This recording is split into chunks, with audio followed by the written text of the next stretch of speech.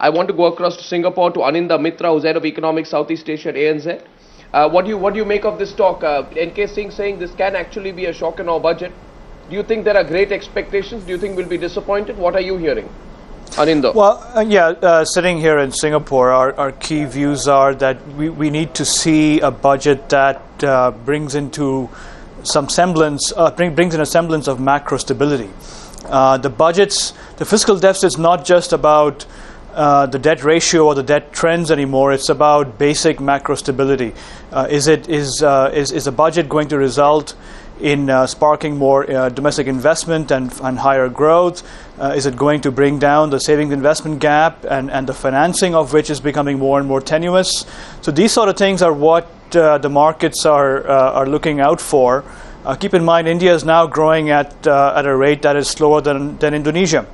And Indonesia is growing at a rate without running up huge current account deficits or massive budget deficits. So these are things on a relative basis we are paying very close attention to, and the extent to which the budget and a political strategy to go along with it is credible. That's what we'll be looking out for. I think, and many of our panelists abroad are saying that you should not consider that we are the chosen destination anymore, and that's the very sage advice that's coming in from. Confidence in the whole system. There isn't. We are overestimating where we stand. Look at this Vodafone judgment. The courts are running this country. No. And this government, I suspect, is going to come up with a retrospective amendment, like they did with the SEZs. They killed a whole policy of the government by bringing in DDT, by bringing in one guess. They'll do the same thing again. We're going to open this up to the panel in a minute, but from CI, I'm joined by Chairman of Feedback Ventures, Feedback Infrastructure, Vinayak Chatterjee. Vinayak Chatterjee, infrastructure is critical this time, but it's happening, on the back of what you're seeing politically. Your expectations broadly of this budget? The expectations from the infrastructure sector are huge, and I'll tell you the reason why. One simple statistic, that in the period April to December, incremental bank credit to the infrastructure sector was only 60% of the corresponding period. So very simply, infrastructure sector is down by about 40%. You could even bet that it's down 50%. That's the mood in the infrastructure sector. There's been a triple whammy: depleting order books, broken cash cycles, and very high debt leveraging. So the mood in the infrastructure sector for the last 1.5 years has been pretty badly negative. So the expectation from the budget is that a slew of measures would be announced, whether in terms of transferring far more financial intermediation from household savings to infra through tax breaks on infra bonds, whether through institutional interventions, through clear policies on the power sector, vis-a-vis bankrupt discoms, vis-a-vis shoring up the issue of cheap imports of power plant equipment, etc., etc. So the general expectation is very high from the infrastructure sector that a slew of measures will get the feel-good factor back.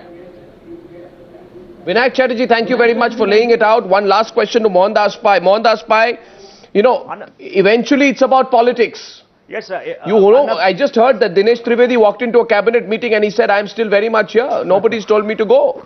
This is the breaking news here on Times Now. The other breaking news is Samajwadi Party has said, it's going to cost you about 75,000 crores for our support. That's not, they're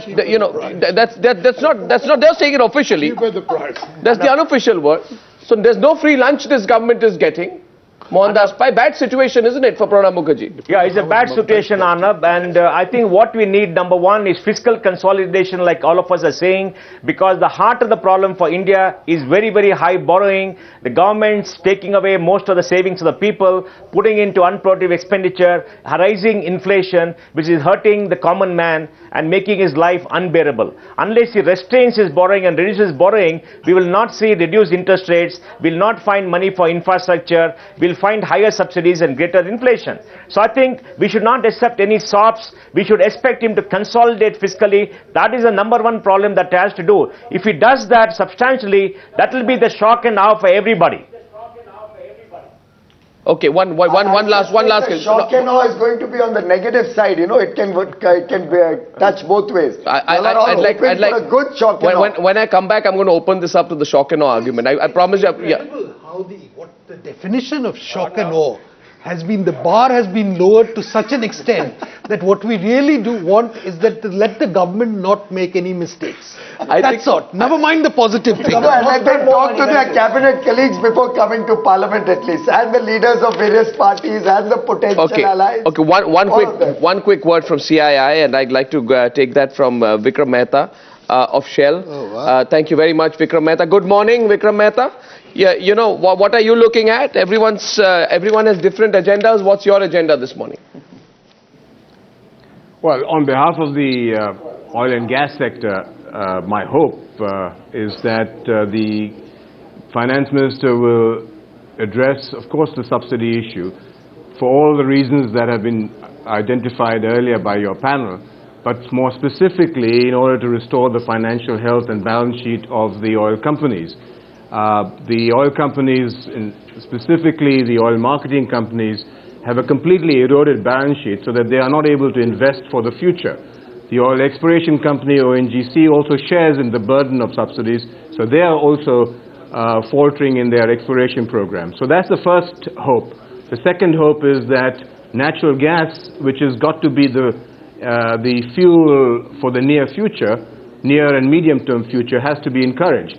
So my hope is that the import duty on natural gas will be reduced from 5% to 0%, which is comparable to the import duty on crude oil, and that natural gas will be given a declared good status so that the taxes on gas and gas supplies across the country are rationalized. And finally, as a result of these two measures, there will be incentives to invest in gas pipelines, which will then accelerate the use of natural gas.